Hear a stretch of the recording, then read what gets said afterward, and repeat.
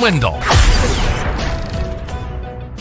What is up, you fish freaks? Welcome to episode number 133 of the KFO show, Kayak Fishing Obsessed. And you guessed it, tonight's show is going to be an absolute banger. We've got Sam and Corbin from Science of the Strike in the house, breaking down real scientific research on how bass actually see, react, and decide to strike.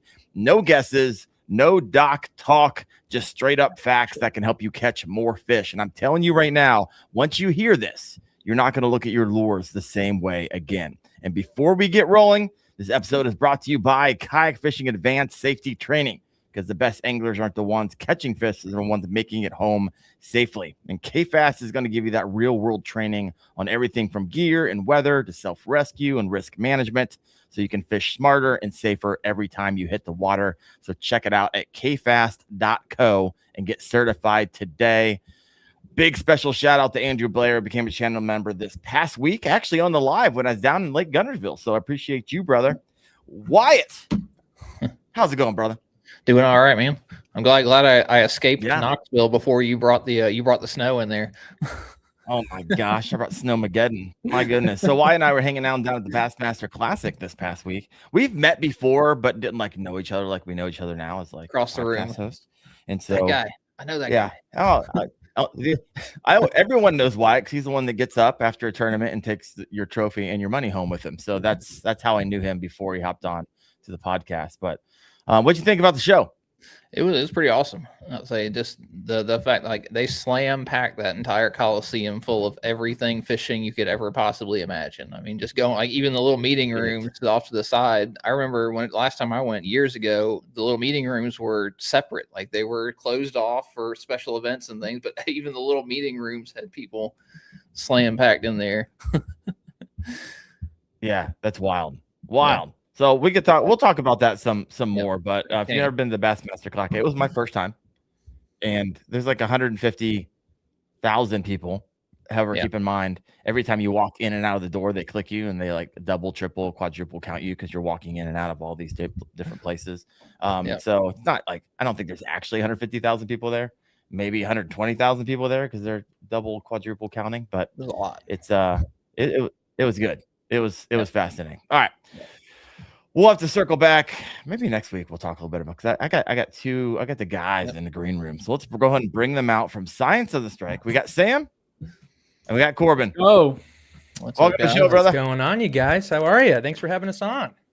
Absolutely. Heck yeah, we're doing good. We're doing good. I actually I woke up at 4 a.m. this morning and drove from Lake Gunnersville. I'm having a hard time hearing Wendell here. I can hear Wyatt. No, we're losing. Right, I can hear Wyatt and I can hear Sam. Just can't hear Wendell. Sam, you might have to. Yeah, I got it. Run things for the moment. I'm still trying to troubleshoot, but we'll keep going. Perfect. Let me try something. Yep. How about now? Check. Anything different? Still a little.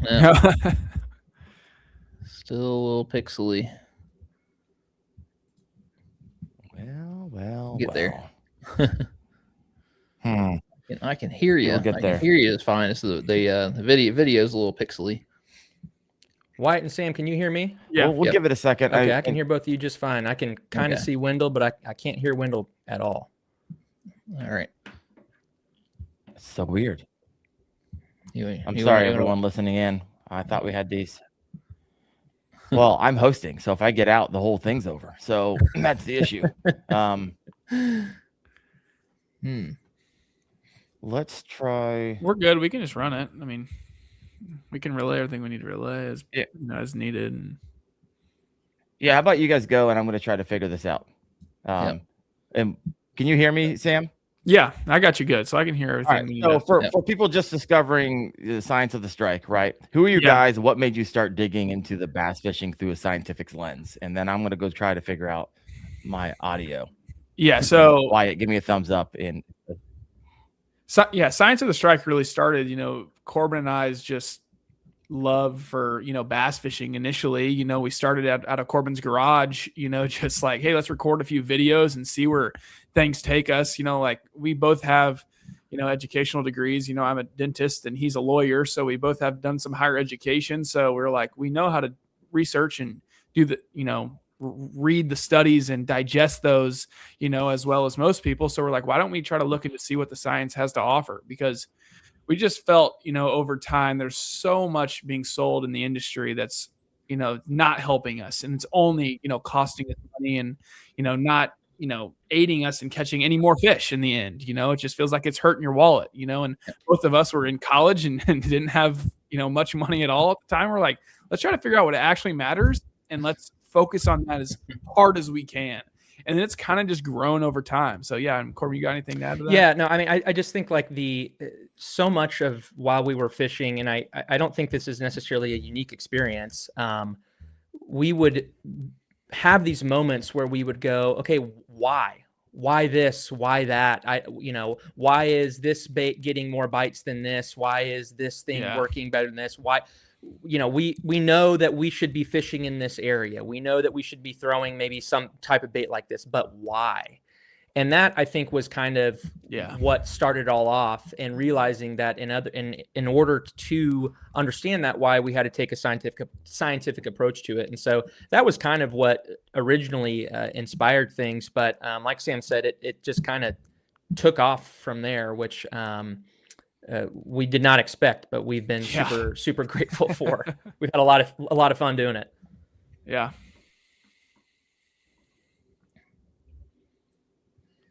Am I back at all? All right. So I think we're losing audio wise. We're kind of drifting in and out. So let's see. You want me to run through it? Yeah, you take it over, Wyatt. All right. So let's see. I've got a handful of things. So I know you talked about like all the stuff that us as anglers deal with on the like, everybody out there pitching with this works, that works, things like that. And I always remember back to like the Cajun red line and red hooks on crankbaits. Yeah. Because the guys were selling Cajun red line because it disappears under the water. Fish can't see it. At the same time, we're selling red crankbait hooks because it attracts the fish and it makes them bite it. And I'm like, you can't be selling both of these things at the same time. Exactly right. Yeah, that's very true. That disappears. So like, yeah, no, so what all studies did y'all run through? And totally agree. And the thing that I don't even think that you have to be a very like experienced fisherman to like walk through the aisles of most tackle stores and realize like, okay, obviously, as with any industry, money is behind this, right? Like, and that's just how it is. And so these companies are obviously more concerned with, making money than they are necessarily catching fish. Catching fish is a plus to that. Yeah. And so that's why, I think that companies are understandably willing to advance notions that aren't supported by science whatsoever. And I think that, as the just debilitating tackle addicts that Sam and I are, we kind of wanted to figure out, do we really need this color, this shade of whatever, does it really matter? Why are there 10 shades of this color on a single peg, and the science Yamamoto is the worst with it, you have large black flake, you have small black flake, you have one with exactly flakes, you have one with 48 flakes. Yeah. That's the exact type of stuff that I think a lot of the science that we've looked at really kind of debunks. And if you knew Sam and I before this, our fishing from then to now has really streamlined in terms of tackle. I mean, we've taken a lot of stuff out of the boat in terms of just, we don't need this different variations of colors or whatever of this same bait, right? It's really made us more efficient, I would say, on the water. Yeah. I mean, we looked at a bunch of studies, some of the first few studies that I looked at, because the way Corbin and I break up the podcast is he teaches me and I teach him, based off of the research that we learned. So Corbin knows more about, a little bit of the scent side now. I know it now, but as we're going through the podcast, he's teaching about that. And I taught a lot about taste. And, it just worked out that way with me being a dentist and going through school and learning all about the mouth and correlating that over and all of that. But it was truly insane. One of the studies that I read was all about the taste buds in a Oh, yeah, fish's mouth. This is wild. And How it all works. about the teeth, that the small little teeth that they have behind Yeah. their tongue, around their pharyngeal areas, and their gill areas and everything like that, and around each tooth is like 4 taste buds, and that their teeth are so small, so that many taste buds co-localized around where they crush up their food has to say something about their ability to taste, right? So they can definitely taste. They've ran, multiple studies looking at how the brain reacts to different tastes. And I'll talk a little bit about that later. But the first one that the research article that I really looked into was all about them giving bass food balls and taking certain extracts out of these food balls and seeing how it affects, right? So they had a very, solid control system to where they gave them a food ball that didn't let the bass respond to anything. Basically, it was very neutral.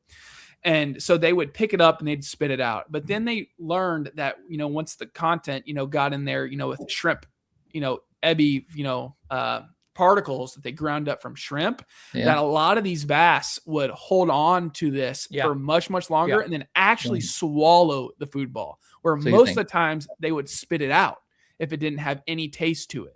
You think that's the reason why Kayak went so heavy with shrimp, even though they make freshwater lure? Yeah, 100%. Exactly. Right. That's why everything smells like shrimp.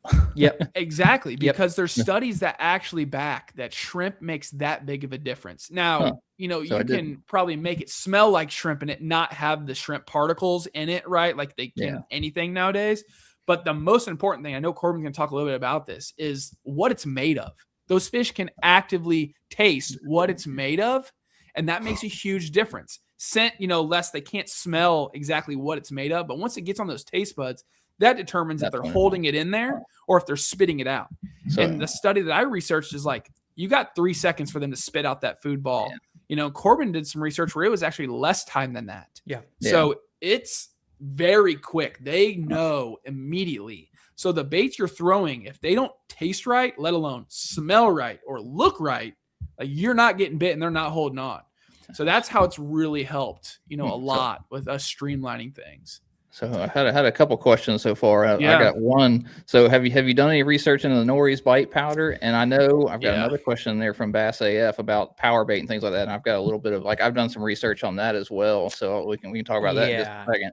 Yeah, there's a lot to unpack there. So the first thing that I'll say is that all of these companies, whether it's Nori's or Berkeley or Bait Fuel or whatever, Bait Pop, it's all proprietary trade secret ingredient, formulas. Like they're not publishing all of the nitty gritty of what's exactly in it. Now they, will advertise give you a vague idea. Yeah, exactly right. Like, oh, it's got, amino acids. Now, Sam talked about this a little bit through our studies. One of the most important things as it relates to both taste and smell, for formulas, is the presence of amino acids.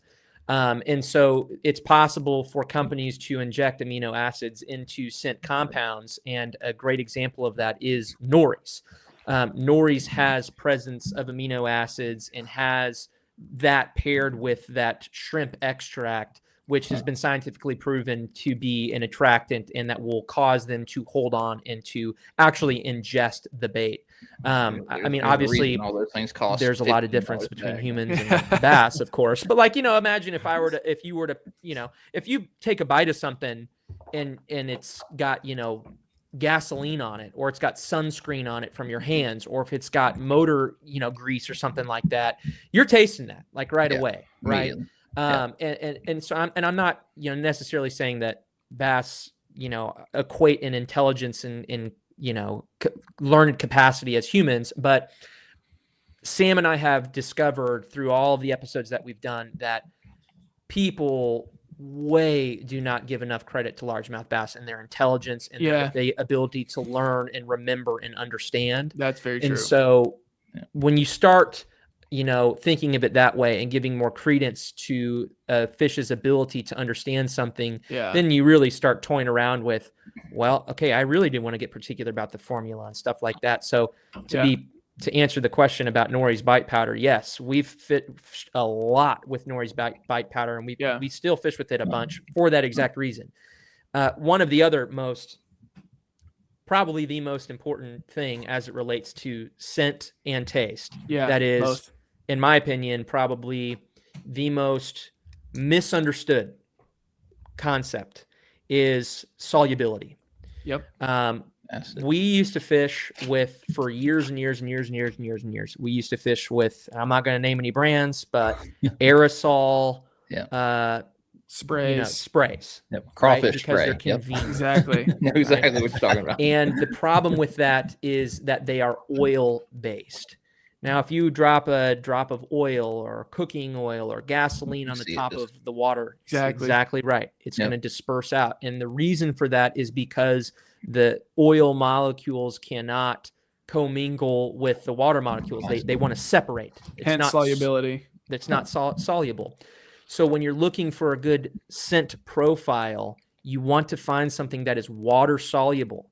A number of studies that we looked at talk about how one actually authored by a guy named Steve Quinn and Dr. Keith Jones, who were scientists at Berkeley Fishing Labs, wrote a report talking about how they can detect, largemouth bass can detect just a few ounces of water-soluble amino acid mixed into 6,000 gallons of water. Right. Really? So that their sensitivity is actually very, very high, but it demands that the scent that you're using is water soluble. Right. Great example is going to be bait pop, bait fuel, Berkeley, gulp. That type of stuff is all water soluble. Yeah. Now, to keep going even further down the rabbit hole, we're not saying that there is no place in your arsenal for oil-derived scents. What we discovered is that if you are concerned that your scent is being impressed onto the bait, let's say that you got some type of oil on your hand, or maybe just after you ate lunch, or you're a guy that wears sunscreen or whatever. What's interesting about the oil stuff is that you can use it to conceal scent that might be negative, right? Because it masks and will encapsulate that bait. It's more of a defense rather than an offense, if that makes sense. Yeah, because at the nitty gritty, fish can't taste the oil. Yeah, right. They just can't. It's pure science, like their ability. Like they can't taste the oils, but it can prevent them from tasting scents that you may put off. Yeah, or the boat. They recognize it. Right. And I know you mentioned Berkeley. Like I don't know if people understand like how much research Berkeley has done in all of this. It's one of the things I love about them is they have entire research labs dedicated just to running baits in front of bass. Like they think they have a big round tank that just runs lures in front of bass, and they research everything that they do. Yeah, they actually have put out a lot of research, and Dr. Keith Jones there, has put out some pretty good stuff. Now, we try to be careful, because we know that he's tied to their profitability and, slightly biased, but so it's like, boys, I'm going to reload this real quick. I lost audio on Wyatt now, so I'm just going to reload. I'm going to just reload it and be right back in and out. Okay, cool.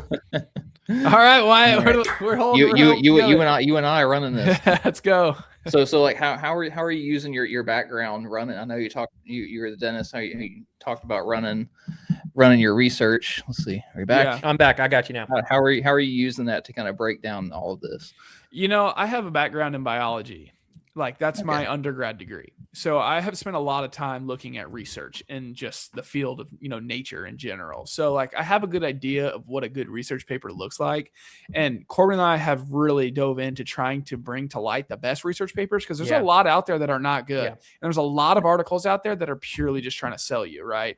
Like you have to look into the people, you have to look into if they're, peer reviewed. Like we're trying to give you guys the best information out there. Sometimes there's not enough information. And Corbin and I have ran into that a couple times, like looking at, articles, trying to bring different stuff to the table. I think we got 21 episodes right now, and it's all very scientific. Like if you just go look at our stuff, Like we put in research for each one of these, and it's tough. Like we're both full time working. You know, we're trying to put in hours of research before we bring you guys an hour of podcast. But I was just telling Daren, like it's a shame. Like I went and subscribed. Like y'all should have 20,000 subscribers right now from how much y'all are putting out. I mean, we just started, you know, not too long ago. So I mean, we've got a pretty fast growing base, and then people understand like we're not here to sell you anything. Like we're literally just trying to bring you what you should be buying. The goal for you guys is just as much information out there as possible. Right. Yeah, exactly. Just trying to correct the fishing world as much as we can. Understanding the why. I want to add something to what Sam just said that I think is a very important understanding for the work that we do. When he says articles, and Sam hinted at this a little bit, I think in the 21 episodes that we've done, we have used maybe one or two, just wired to fish articles. When we say the word articles, we are talking, like he said, about papers, published, peer-reviewed scientific journals, oftentimes master theses, stuff that are done in labs. These are not of course, there's a time and place for bassresource.com, right? That's not where we're getting our info. We only bring forth those sources that we know are legitimate scientific resources rather than opinion-based, right? They have to be doing the work of reading pages and pages and pages and pages and pages. Exactly. Yeah. We got a couple of those master theses that are 300, 400 pages long. And it's just last week we posted we did the episode part 1 on the spawn. So a lot of the really interesting research that we get comes out of China, right? Because China harvests largemouth bass for to eat. And so we had a study the other day that the whole thing was in Chinese. And so the whole study, other than the title and the abstract. And so I had to put it into Google and translate the whole thing. Hope that it comes out, relatively close. It worked great. It worked great. And it was a super interesting study. So that's pretty awesome. So have you seen I don't want to call anybody out, but have you seen one where it's where somebody's, there's a market, the guys are telling you this works, this is fantastic, and you're just not exactly. All the time. Yes. All the time. Yes. Yeah, we post stuff all the time. I mean, scent and color are the two main misconceptions that you're going to see most people mess up more than anything. And it's pretty interesting stuff. The scent, the biggest thing is all the oil scents, and everyone's like, dude, you got to spray this on there. It works like a charm. I'm like, you keep using that. Yeah. Especially if I'm fishing against you. I'll be over here with my bait fuel. Don't worry. Yeah, that's right. Yeah. Seriously though. Yeah. All the time, all different topics. We get people in our comments all the time, which we love. Yeah. We love it when people engage with it, whether just agree or disagree. Farther and farther and farther. Give you more stuff to look up. Yeah. Right. So I'll say we got one right there. So do you think there's enough research for bass fishing? I mean, you'd be surprised that there's research articles coming out fairly regularly out of China though. It's not out of the US. We need, more centered around. There's a lot, everything could use more research, in our minds. I think, me and Corbin had the thought we might run out of topics to talk about in depth at the level that we want to try to be at, but we have yet to find that. There is a lot of research out there. Yeah, there's a lot of stuff. We also do a lot of not only do we have a bunch of mini series that is also expanding, all that we're doing. So we do research not only on largemouth, but we do it on prey. So we've done in-depth research on crawfish, shad, bluegill, crappie, frogs, so we've got all that stuff. And then we've also got our mini series on pros versus, experience versus the science is what we call it. Now, a little insider knowledge that first time anybody's ever going to be hearing this. We haven't done it yet, but we're thinking about adding another mini series to the show, which would be a little deviation from the biology standpoint and actually break down certain pieces of tackle on a scientific level, like scientifically breaking down the differences between monofilament, fluorocarbon, copolymer, because people just don't understand them. Yeah. Scientifically breaking down the difference between fiberglass, graphite, composite, stuff like that, just so those could be more understood. But we're not there yet. Like the actual graphite and the scrim that they use, because one like you can use the same graphite, but if you use the different epoxy to bind it all together, you're going to get an entirely different rod. That's a whole rabbit hole. Right. So I know I watched one with we lost Corbin. Yeah. I know I watched the one with Drew Gill, and he was you're back. I'm back. When Wendell came in, I lost Wyatt, and so I reloaded, and I can hear Wyatt now. So I can hop out, and Daren can ask some questions. Put him on the screen, Daren. I feel like, can you guys hear me at all? I feel like I'm the problem can here. hear I don't you. want to. Now we can hear you now. I can I'm hear back? you through Oh my audio. gosh. I got your audio now for the first time. Yep, you look frozen on mine.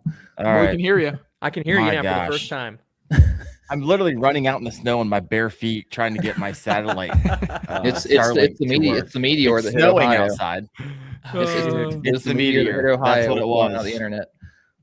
Nice. Oh my gosh. Well, at least you can hear me. Who cares if you can see me? Yeah, we can hear you now. I can hear you at That's least. fascinating. 28 minutes into my own show. I really don't know what's been talked about. So got a lot of comments. So that's great. Well, we've got. Yeah. There's We got a lot of Keep questions. on keeping on. I don't know where we're at. I want to ask to this answer. I question. mean, All on the side, I've kinds seen them of pop stuff. up here. Look, good questions. So I had the rabbit hole question with Drew Gill. I was watching earlier how fish can't actually hear live sonar. Yeah. And like Nope. in my brain, I was convinced like they can hear it, but it's actually, thinking about it, it's the pressure of the boat pushing in the water. They can feel the pressure getting close to them. Yeah, it's actually wild. Like so many things are misunderstood again. Like that's another one.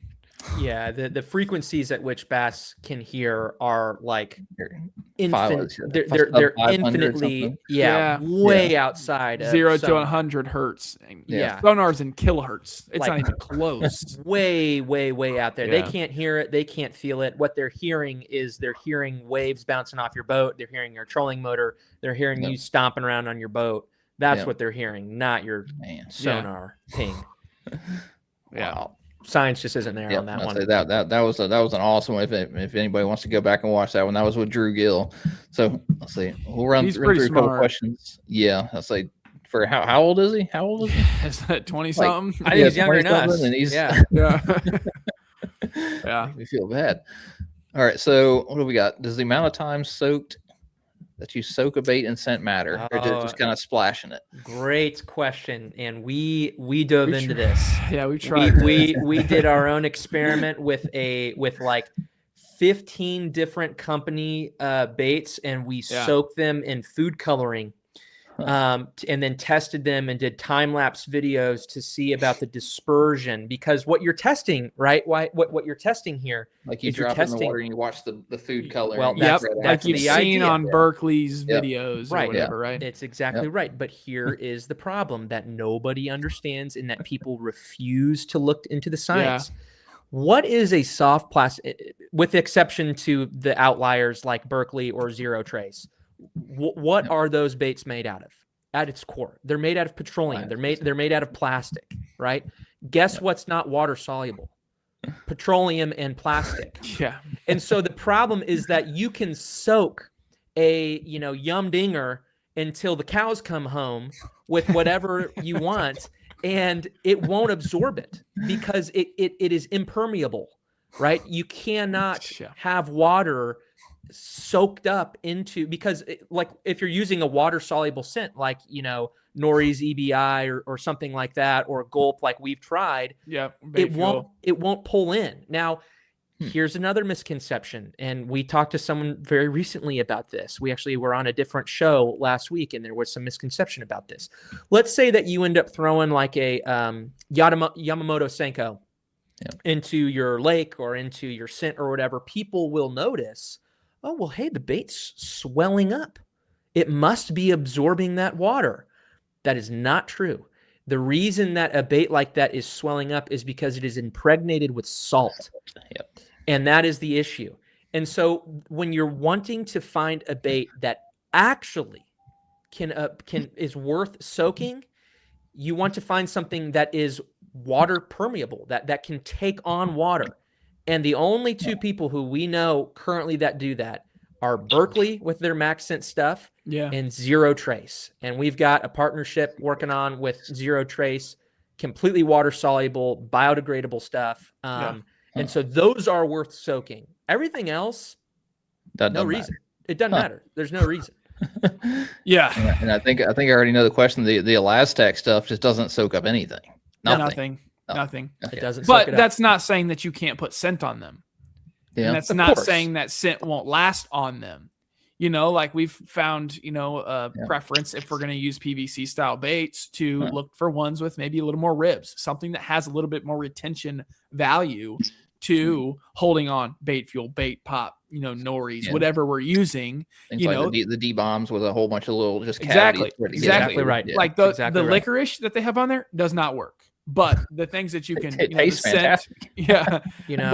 But the scents that you can add to that can make a difference. Like I got my Outcast jig here with a trailer on it. See these like ribs that are coming off of this Yamamoto? Those are what we have determined are the best for scent. We've tested this with food coloring and all different kinds of stuff. When we throw trailers, we're looking for something with some type of rib to grab onto that.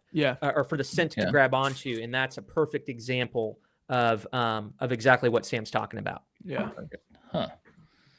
Wow.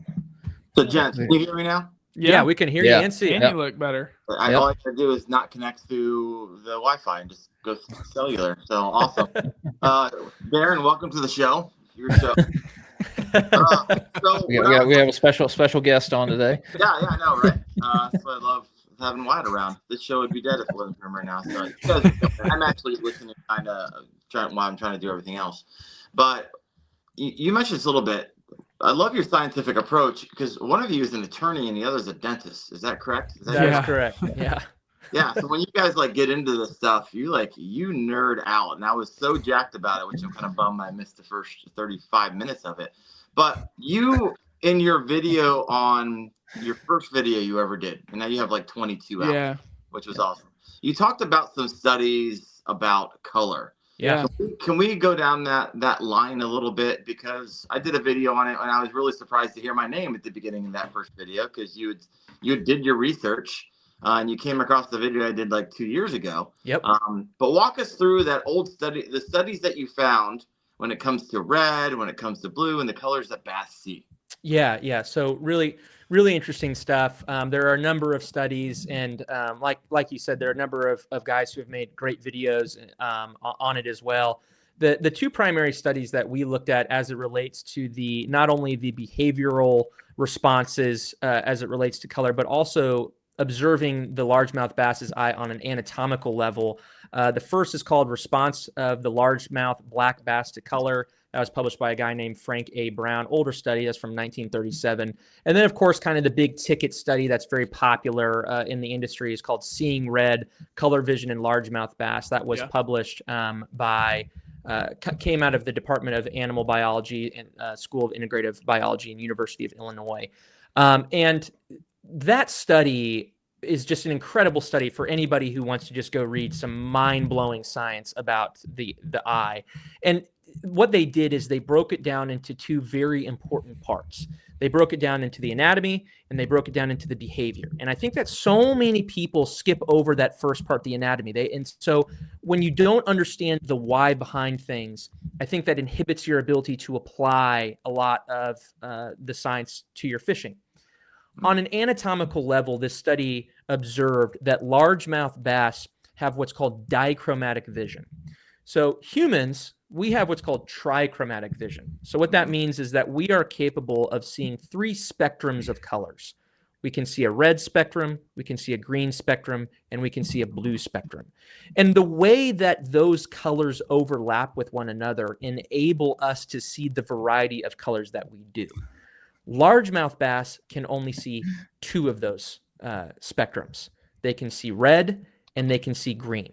They do not have the blue rods and cones in their eyes that enable them to see blue, at least as we can see it. Now, this is a hot button topic that we run in with our comments a lot, because a lot of people will say, well, of course they can see blue. What are they seeing, right? And so the question, I use a blue tip Senko at Okeechobee, and it works every time. Exactly right.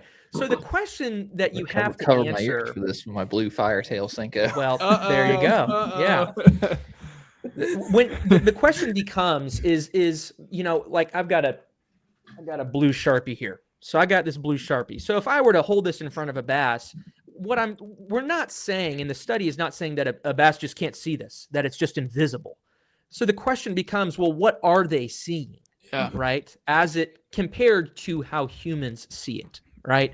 And there's a really great simulator that you can use for people who are visually impaired. So let's say your friend says, oh, well, I'm colorblind. I can't see, whatever color. You can actually take a picture of, let's say, your living room and put it in these like simulators that simulate a variety of different color blindness. So you can see, oh, well, this is how my friend sees the world, right? There you go. Fantastic. Exactly right. And so there is a simulator called Tritanopia, and this is your video, exactly right, that you can put baits into that will demonstrate what fish see, or somewhat similar, what bass would see compared to what it does for humans. And so that really opens your eyes up into realizing really where these companies are trying to sell to catch fishermen and not fish. Now, to keep on going down the rabbit hole here, they then took those findings about the genetic makeup of their eye and put them into application, right? So what they did is they put these fish in a lab in a variety of different tanks, and they had cue cards, colored cue cards. They had a red one, a green one, a blue one, a black one, a chartreuse one, and a white one. So 6 colors. And they trained these fish to target specific color cards. But what they did is they used scent, right? They used these little scented pellets that was, hey, if you approach this color, we're going to give you a little bit of food, right? And they would quantify, like, hey, if you get close enough, we're going to consider that to be a strike. And if you strike a given color card, we're going to reward you with food, right? But we're going to kind of aid these fish with scent to train them to do it. And when the fish were using olfactory cues, scent cues, they were able to discern and discriminate between colors at a pretty successful rate, between all 6 colors, right? Now, what becomes really interesting is when you take away the scent, right? The question becomes, can these fish truly be trained to understand and visually discern between 6 different colors? And the results were super interesting. Bass had a really hard time differentiating 4 different colors. They had a really hard time differentiating black and blue, almost 50-50%. They could not separate them.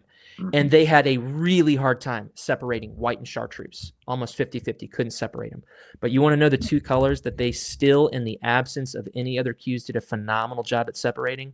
Red and green. Yeah.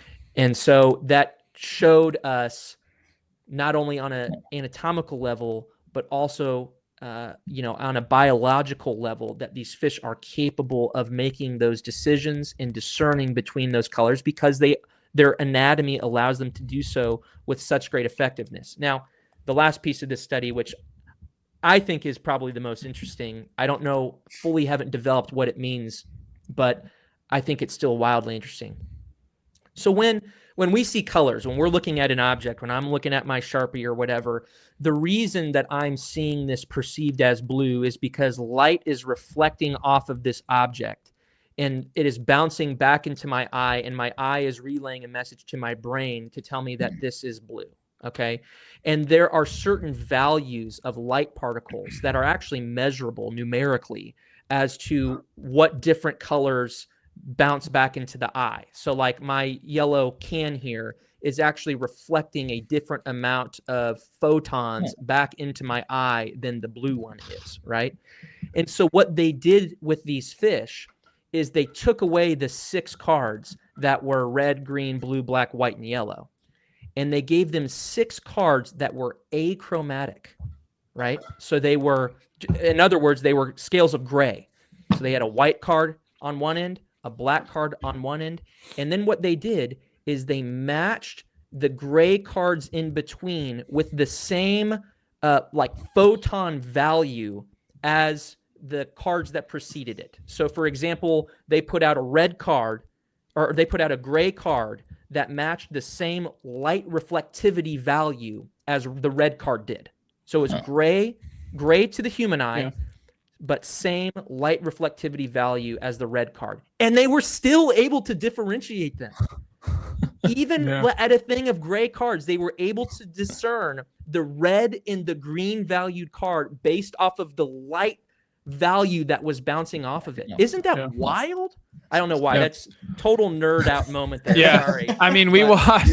I just think that's crazy. Episode 7, we talked all about the brain, and we were just blown away by the optic tectum, that the bass have that, kind of run everything through the lens of their eye. And it is very well developed. Vision is their number one sense by far. Really? Yeah. And it's been pretty cool. So like talking about like that tritanopia stuff that Corbin was talking about, we'll take pictures of our boxes and put them in that tritanopia simulator to see exactly what bass are seeing. That's the number one way to just know, kind of have an idea right away. And like you were saying, that blue tipped tail, it might not be exactly what you think it looks like, but that could be working. It could be the contrast. It could be a grayish look on the back of a blue bait that makes a difference, right? But it might not be what you thought it looked like, right? And that's Corbin and I's whole goal, is to understand why things are happening, why it looks like that. Because if you know that looks like black and gray, you may be able to extrapolate that into another bait, or say, something similar that has similar values, and use it that way. So Sam and Corbin, real quick, I'm going to add this back to the stage, and I'm going to hit play on it. So walk us through, obviously we're seeing it, but walk us through everything that we're seeing, like from the science point of view.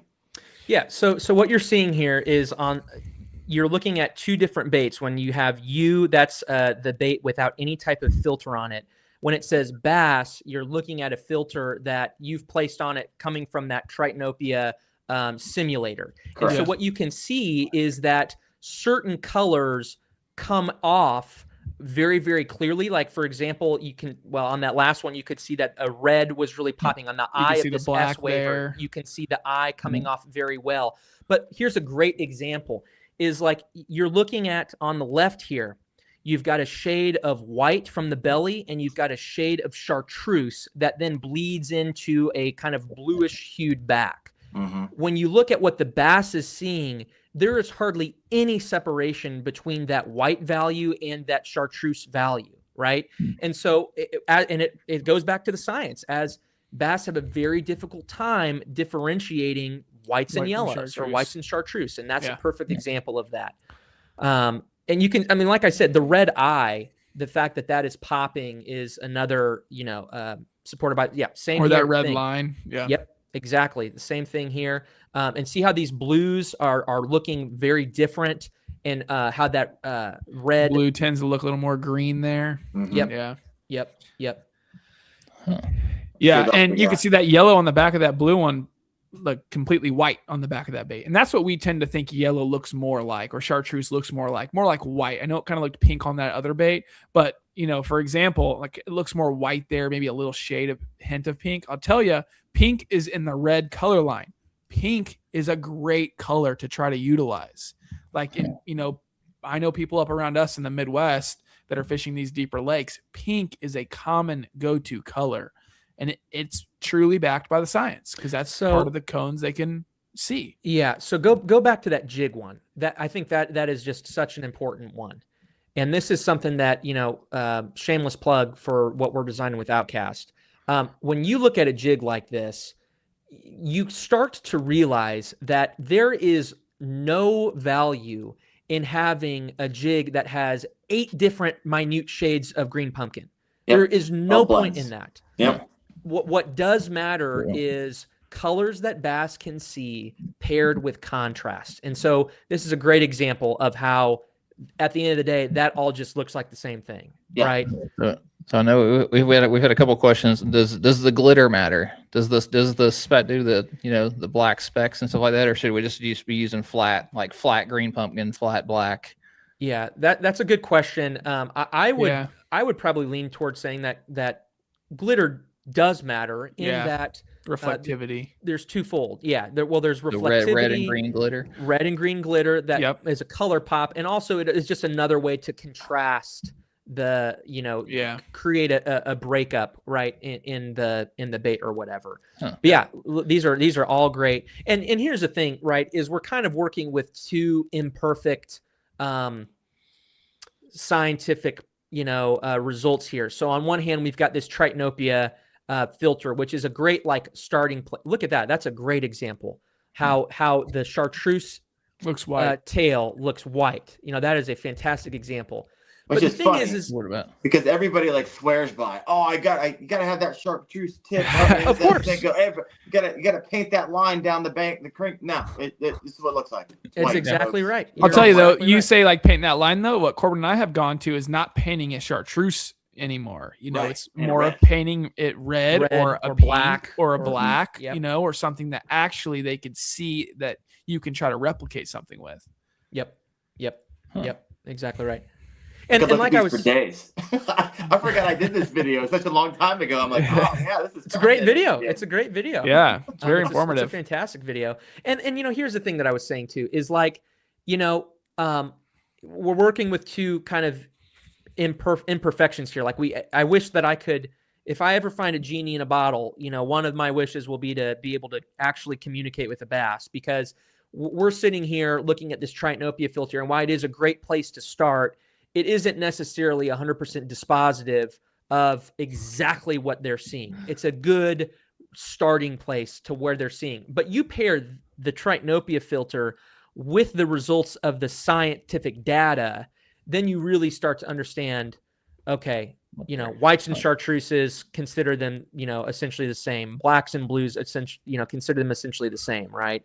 And this filter is a good way of helping people understand the results of that data. Yeah. For those of you listening in on the podcast, you have to come watch the live so you can actually see what we're looking at. Because now we're rolling through live bait options here that exactly right. Different colors. Now, I want to be super clear about something that Sam and I have stood firm on, and we will continue to do so. While we are always trying to advance the concept that people should be more willing to push the limits of their comfortability with color, being more bold with their color decisions, we do not want the listener to hear us say to abandon matching the hatch, because that's not what we're suggesting. There is sometimes value in that, right? There you go, zero threat. Yeah, exactly.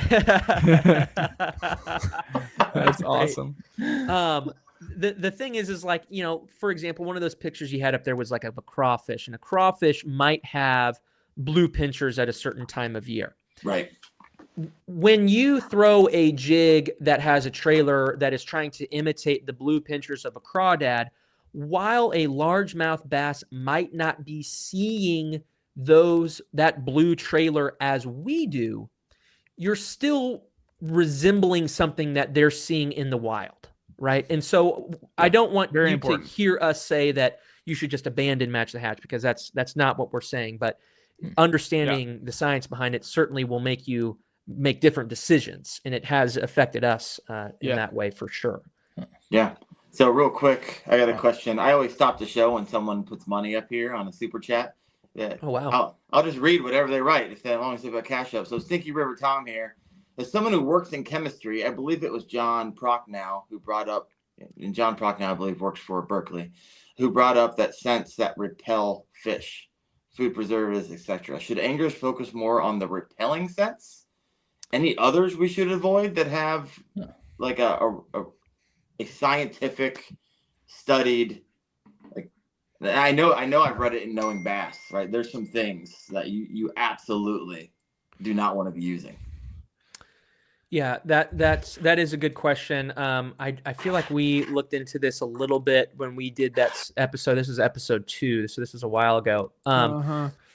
Obviously, you want to avoid, sunscreen is a big one that you hear about. Anything that, like gasoline and oil and stuff like that. The problem is that, and as we were talking a little bit earlier, is that you can kind of use oil-based scents, though, to mask human-based scents. So what we were telling Wyatt is, like, if you're a guy that uses sunscreen, or let's say you just finished eating lunch and you have, human saliva, or maybe, you were petting your dog and let your dog, mess around with you before you got out on the boat, you can use, like, aerosol oil scents to protect and seal those, or conceal those scents from fish, and then use water soluble scents on top of that as an offense, if that makes sense. Yeah. And, something that we always say, when we get out in the water, we try to dip our hands in the water.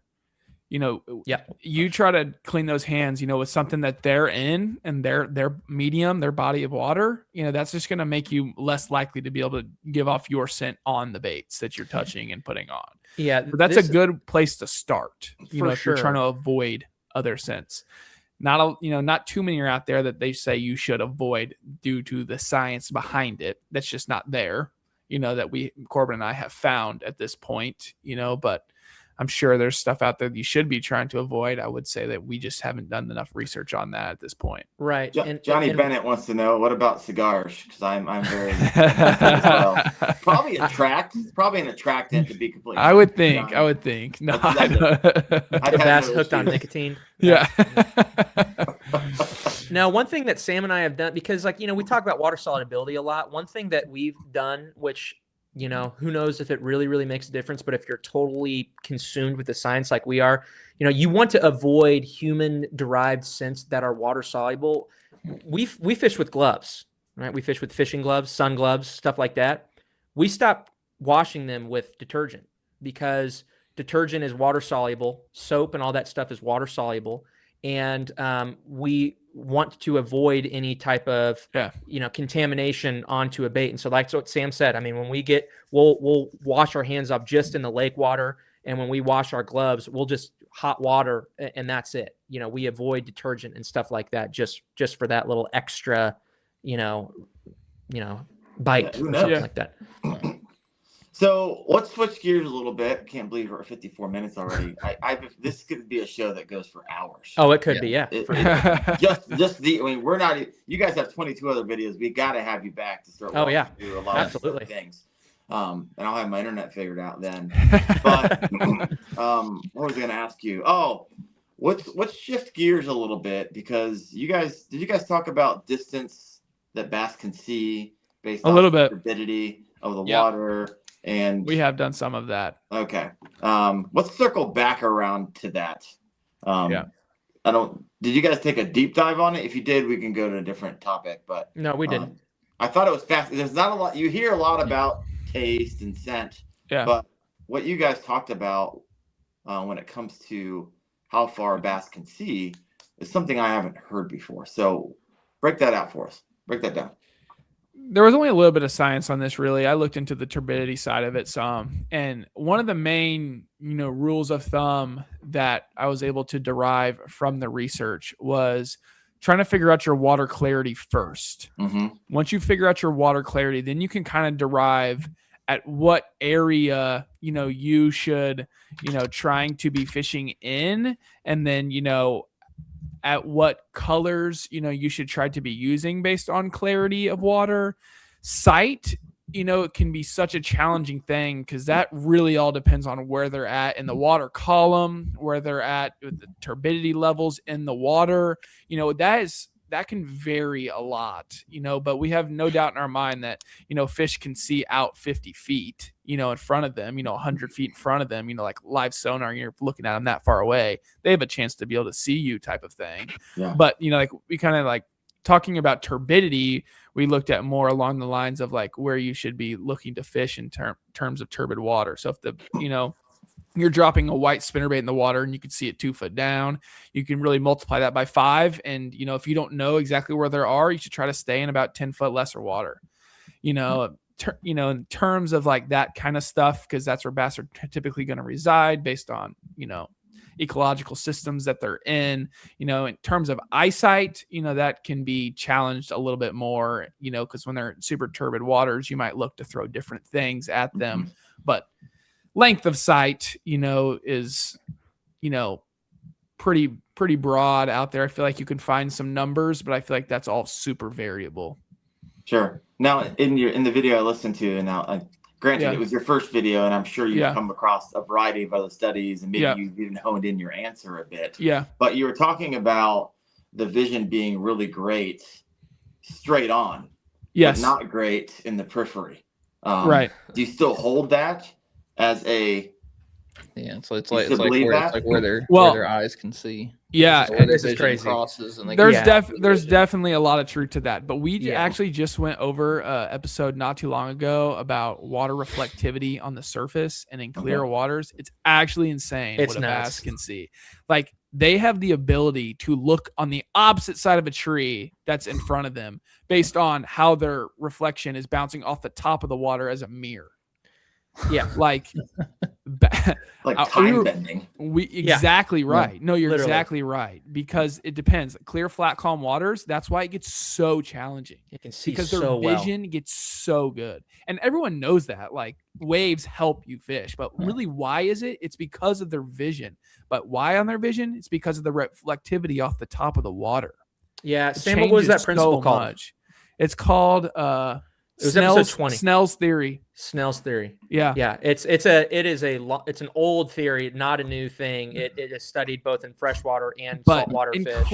Incredible. Once a fish gets out to, it's like 47 degrees each way, based on like looking out in front of it towards the surface of the water. Yeah. Based on the depth of that they are, it'll eventually hit a point to where they can no longer see above the water, and that water's clean, flat, calm enough, or even with slight waves, they can still see reflectivity. It actually is a mirror, and they start looking below them.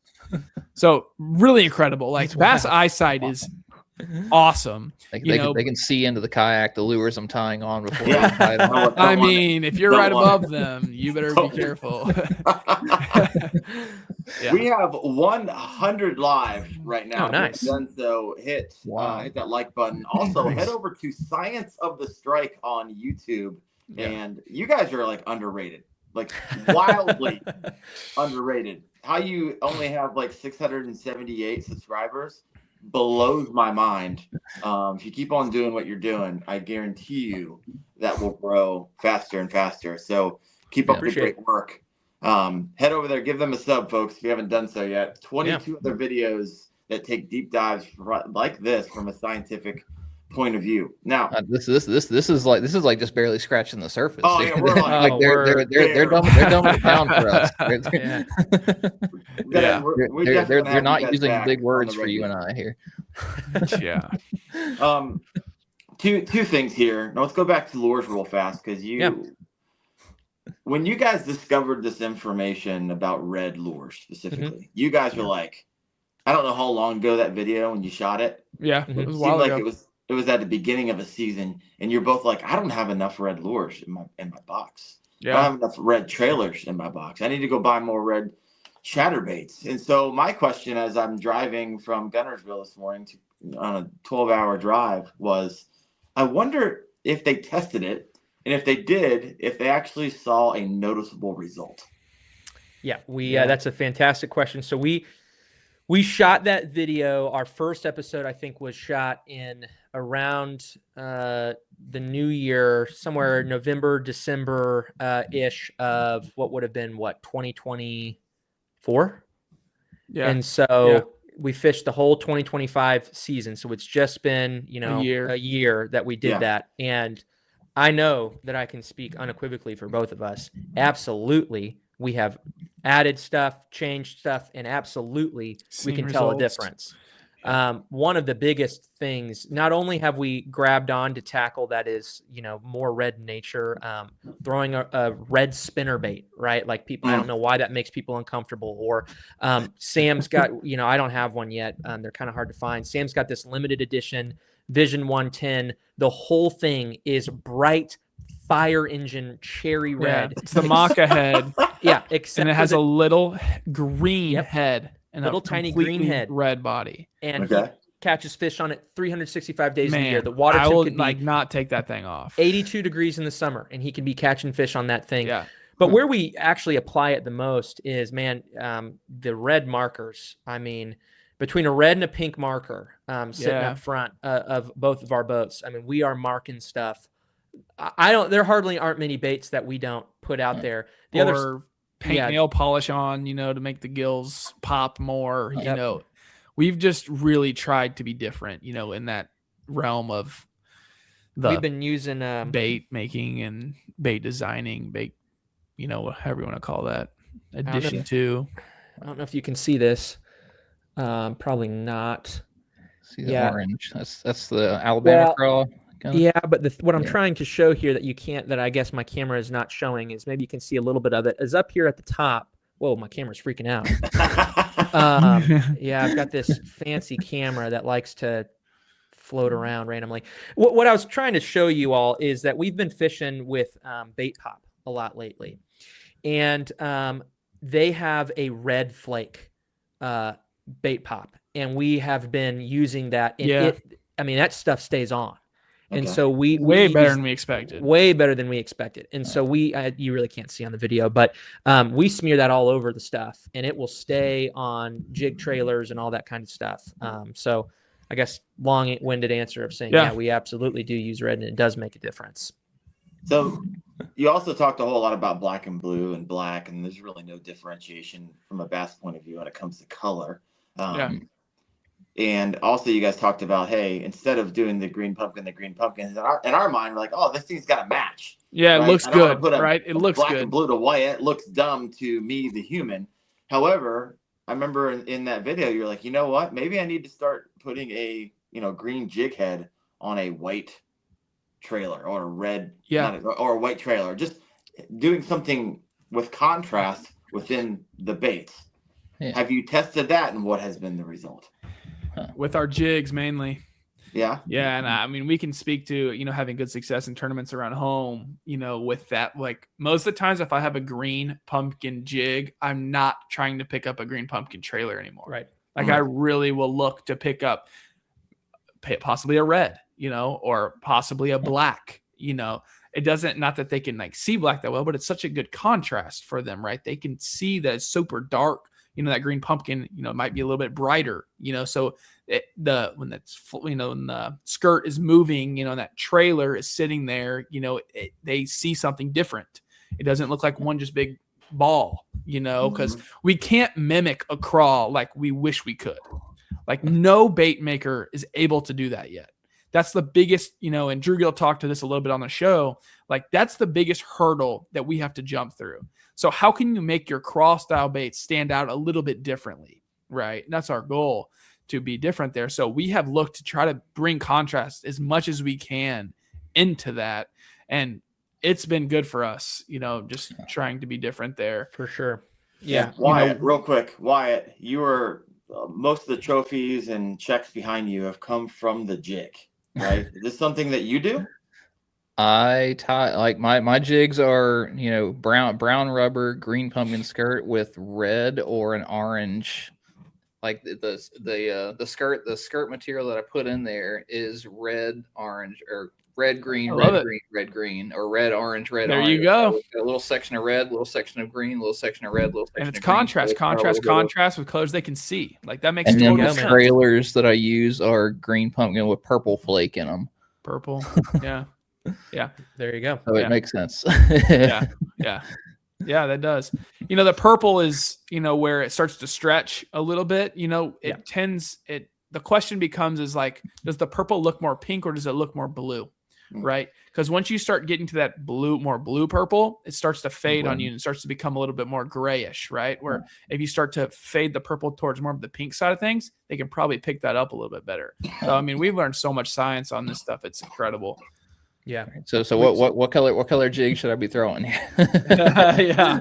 Well, I mean, seems like you're doing something right over Yeah, there. just Green, pumpkin, and black. Yeah. Another total shameless plug here with Outcast, but we just sent off the proofs for colors on our jigs that we're designing with them, and I'll tell you what, people are going to see it and they're going to say they might be a little uncomfortable, and they might go, "This why this, why that?" But we're telling you, they're derived off of what the science tells us, and we're super pumped about high contrast jigs and a variety of different head styles and stuff like that that the science supports. You're making a believer out of me. Oh, real quick, the reason you guys were even on the show is because of Steven Sturgeon. He reached out to be like, "Hey, you need to go check these guys out," and I was like, "Sure," and I wrote you guys, and then it took a minute, and now it makes sense because you're a dentist and an attorney, so you guys don't not live busy lives. My goodness! But we finally got you guys nailed down, and so Steven, as a listener and longtime appreciate supporter, you. Yeah, no kidding. So much. I'm enjoying this like wild. Someone's asking, when's the drop? There you go. Yeah. Oh yeah, look at that color. That's great, man. That's great. Send us a few of those strands. Yeah. I'll collab with Outcast if you need a jig. Yeah, exactly. So, question from Bass AF. He's asking, when's the drop of those? Yeah, that's a good question. We're probably a ways out because we're fortunate enough. We started designing the one with them, and we've been using feedback that we've gotten from our viewers, who we've asked for feedback and design ideas and stuff like that. We were designing just the one, and then Outcast came and said, we actually want to do a whole line. And so we're doing a Science of the Strike line with them. And so we're probably looking at, anywhere from 18-ish months probably from now. So it's probably going to be a while because we're still. It's incredible how long it takes for this stuff. It's nuts. Because we're trying to design everything. ICAST 2027. Yeah. No, seriously. I mean, honestly, here's the thing about the jigs, and I won't go too deep into it. This is an Outcast jig right here, one that they already make. We're looking into not just the science of colors. We're looking into the science of the rubber. We're looking into the science of the hook angle, the hook barb, the line tie. We're looking into all of that stuff. Yeah. The physics, the mechanical physics behind it. Yeah, I love it, man. It's a lot. We're trying to go deep dive on it with them, and we're pumped, man. It's they've been awesome. You guys are animals. I freaking love it. No, we're nerds, is what we are. We're nerds. From Jared Booth. Why the boom of crystal clear baits I've been seeing? Have you guys been seeing that trend? Just like transparent plastic? I think so. I think it's what he's saying. Maybe some flashy glitter in there. And also talk about the color we haven't talked about yet with this kind of like flash. So walk us through the science of that. You guys talked about reflectivity. Yep. Yeah. Crystal clear is a tough one. I don't know if I've seen that too much around us. Can't speak for Corbin necessarily, but I'm sure it's just something. Well, I never want to say I'm sure, but it most likely tends to, lead you to thinking more along the lines of it's maybe hard for them to pick up necessarily against, top of the water or something, and it makes them curious. You're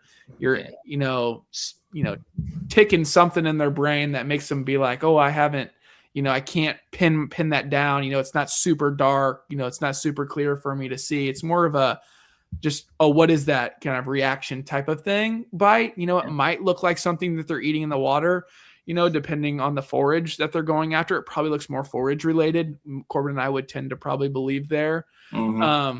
But yeah, reflectivity is a huge thing. I could probably let Corbin talk a little bit on that. A lot of it comes to the sun. So yeah, and we did a little bit of this actually on the turbidity episode as well. And I think the big takeaway about reflectivity is, and we're not the first people to talk about this. Flash is people have tried to look into this. But what you have to remember is that flash is only so good as the sun's, the sun being out and the water being conducive of reflectivity, right? If you have turbid enough waters, even on a sunny day, the light is not penetrating into the water enough to create a reflectivity. And so one thing that Sam and I have done is we've actually spent some money on purchasing spinnerbaits that have painted blades. Because if you are fishing a spinnerbait on an overcast day or in turbid water, there's no point in, because you're not getting a flash off. It's just gray. It's just gray. Yeah. And the same is to be said about like another real popular one on this is like a jerk bait, right? So Sam and I will actually, most of the time, we're throwing matte jerk baits for that reason, unless we have a real bluebird sky day, and we have some wind too that can kind of help cause that bait to glimmer with the shine. But that again, denser, darker color makes a difference. It does, than that light gray that may look, as reflectivity if we don't have that sun. So that's why we tend to lean that way. Yeah.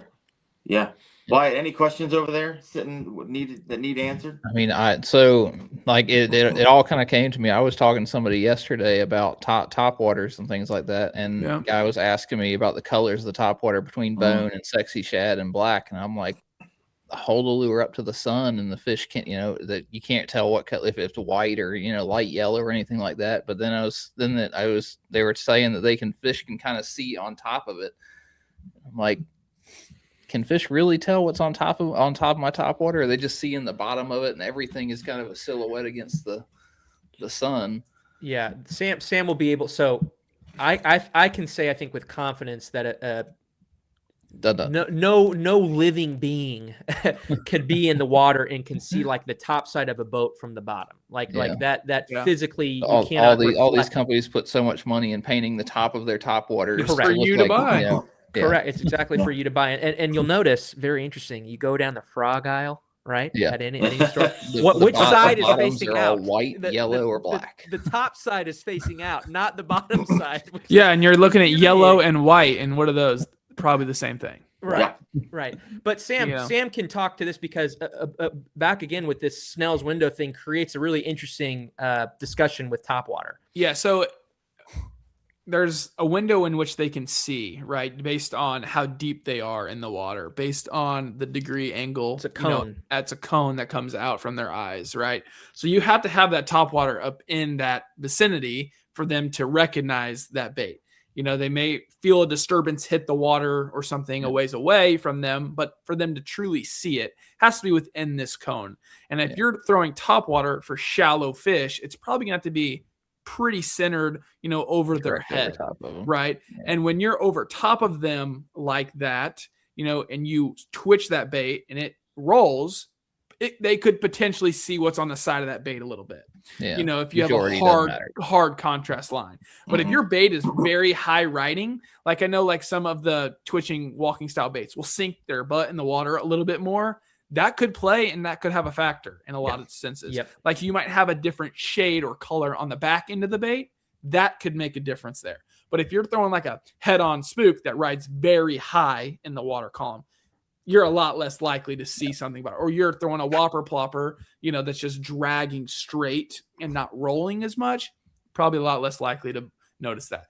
That all depends on waves when you're throwing it. A lot of times you're probably not throwing a top water in heavy waves. But those, once they get more waves, reflectivity can actually bend the light a little bit more. And there's a chance, but probably not, in terms of the science, doesn't matter that much. Yeah. Freaking love it. Guys, real quick. We are at 100 live. You have not done so. Hit that like button. Head over to Science of the Strike. The only way I'm going to get them back on the show if they see a pop in their subs. So head over there. Like their freaking page. I think they've gone from wildly underrated. I think they were like 940 whenever we started, 950 whenever we started, and they're like 990 now. There we go. Come on. Nice. Heck or yeah. Not, 640 sitting now there, 640, 690. Heck yeah. Freaking love it. Good stuff. So 690. we're gonna land this plane. They usually land it around an hour and a half. So I'm gonna be sensitive to you guys' time. In your video, you talked about small fish and large fish and their sight. And you were talking about essentially the small ones are they don't have really great eyesight Yeah. compared to the larger ones because they have larger eyeballs. And then you also talked about a theory around how those eyes will in dusk and sunset and Yep. compared to the bait fish and how fast that will kind of hone in for them. So Yeah. I'm being cryptic for a reason because I don't want to like give away the answer in the question, but you guys know what I'm talking about, so take it away. Yeah. No, this is super interesting. So, you know, you could be your first day holding a fishing rod in your hand. You could know nothing about fishing, period. And if someone came up to you, you come up to someone at the bus stop and you say, "Hey, what's the best time of the day to fish?" Yep. What are they going to say? Well, they're going to say, "Well, it's either the morning or the evening, dusk or dawn," right? And that answer is universal across the industry for people who don't know and do know. But why? Why is that the case? What you just asked gets at that. And the reason behind it is because different fish have of different size. Say, let's compare a largemouth bass to say like a threadfin shad.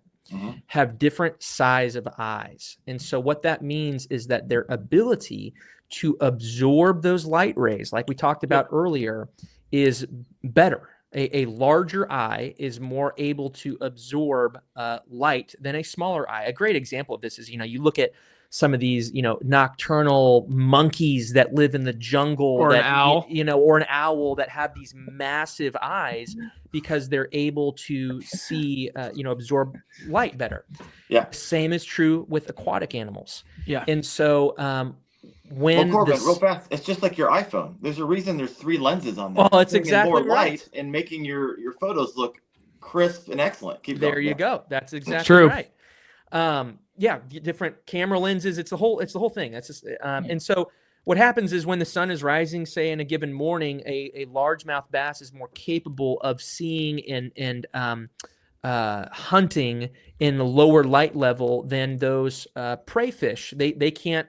They're still in the dark, right? And so that's why bass will use those windows of low light because they understand that they can hide better, like a submarine, in dark water. They have the advantage. They know that they have the advantage. That's why they hide underneath boat docks, and even in cold water, you will still find fish hugging shade lines for that reason. Yeah, because they know that they have the advantage. Yeah. And part of the research that I did that, also adds on to what Corbin just said, it's the ability of the bass to adapt to the light conditions. Their eyes adapt at a much faster rate than most of the bait fish that they are targeting.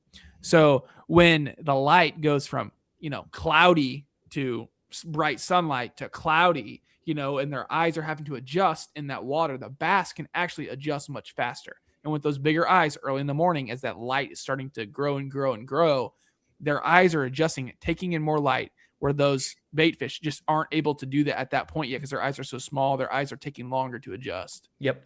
Bam. Absolutely. Crazy stuff. Yeah, it's just wild. It's I wild. also mentioned that that's why it's a lot harder to catch a larger fish versus a exactly right. Do you still hold that?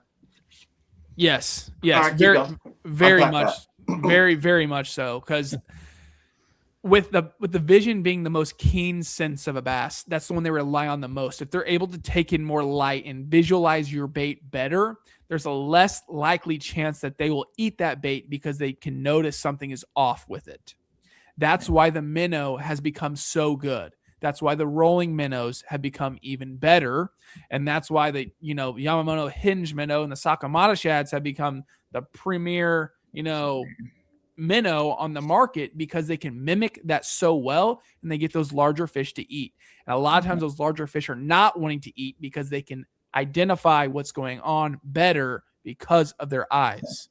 Yeah. Do you see that on FFS? Like, do you see the big ones come up and nose it and then look at it and take they off? just follow much longer. They analyze everything so much more. And I bet, a lot of people listening to this can speak to that. Like if you've ever watched on live sonar, the larger fish don't tend to scream up at your bait and attack it near like, the smaller ones will. And it's just incredible. It's all in their eyesight.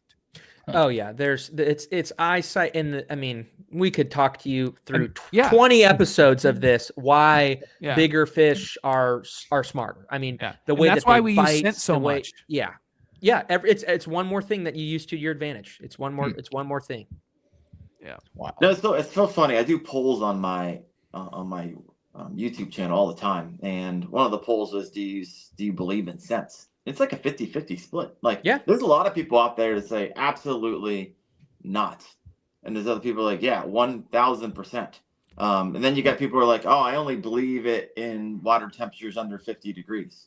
And so hearing you guys talk about it is fascinating, which actually pings a question to me, because you say you use a marker.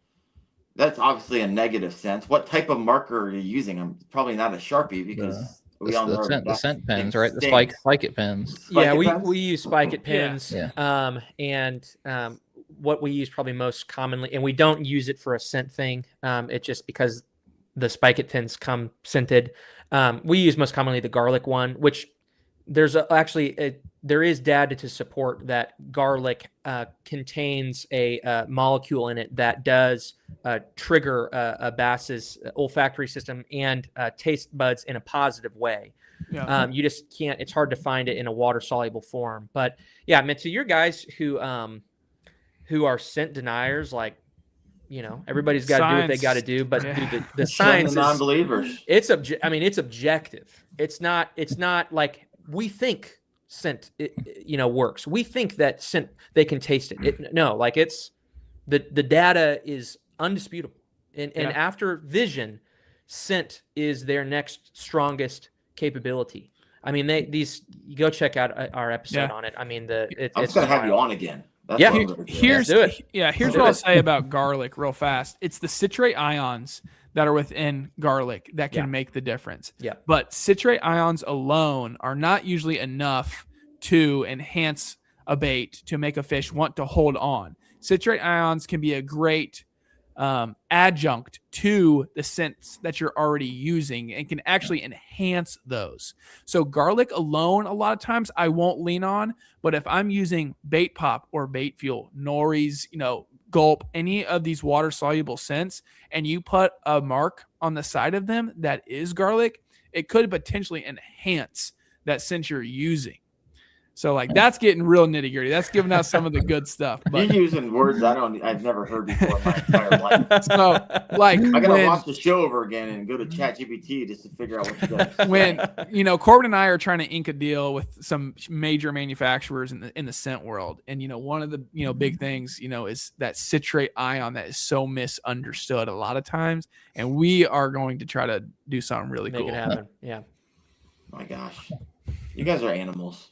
You really are. We're just nerds. I've done 133 episodes, and I will say without a shadow of a doubt, even though I wasn't even here for 20 minutes of it, this is you were some of my favorite guests. This is my favorite show. Shoot. I appreciate that. I've never said that before. Wow. Well, that means a lot, man. That means a lot. We have a blast doing this. Yeah, we love it. We put in the work, and we try to bring our best stuff every day. How long does it take you in research? Because you got 22 videos, whatever you said you started 2 years ago. So how many hours per video are you looking at? Just obviously it's going to range, but it used to be a lot more. I would say we've narrowed down our abilities to know a lot faster. Looking at all the research, right? Known as well, so it makes it easier. That's true. But when we started, we were spending for an episode, anywhere from, I don't know, 5 to 10 hours of research. Yeah. It was just, and you're just reading. It's a lot of reading. It's a lot of reading. It's a lot of reading, and and that's after we get home from work. We're just like, God, why are we doing this? But we just ended up loving it so much. We kept up with it. All of our videos we shoot like we are right now, like in the evenings. Like we just can't. We don't do it during the daytime, So a lot of our episodes are like tonight, when in reality, you can listen to it in the morning. Oh my gosh. Yeah. Well, Wyatt, what do you got? Any questions? Anything you've been sitting on there? Any personal questions yourself? I say I'm going to be watching a lot more of the videos, and I'm going to be spike it penning all of my max. there you go. He's got to collect more trophies this year. I'm going to be using that color a lot more. Dude, that's juice, Send us man. your pictures of you holding them trophies. We'd appreciate that. I literally have probably 50 more questions, but I can't ask them. But we're going to have you guys back. Yeah. We'd love to be back, man. This has been a blast. We're at an hour and a half, and I literally, if I keep going, then I know I just won't stop. And so, and I've been up since 4 a.m. So I got to get to bed. I'd like you guys to get to bed. But what we at, Wyatt? What's there? We can't get off until they're at over 700. Oh, they did hit 700. Oh heck yeah, let's go. So 7 Appreciate you, chat. Yep, 701. I love it. Well, Corbin, Sam, appreciate you guys, and we'll get you back on. Special thanks to KFast, sponsor of the show. Make sure you go get certified at kfast.co. Head over to Science of the Strike. Are you guys? Last question. You kind of teased it a little bit. You're hoping to ink some deals with some scent stuff. You got some jig stuff going on. What can we expect from Science of the Strike in the rest of this year? Yeah, that's a great question, man. Yeah, we've got some really cool collabs that we're teeing up. We're working with Outcasts and continuing to develop stuff. Like Sam said, we're working on inking a deal with. We've already communicated with them. We just are in the final stages of closing the deal with the good guys at Zero Trace. Go check them out. Super cool, scientifically backed soft plastics.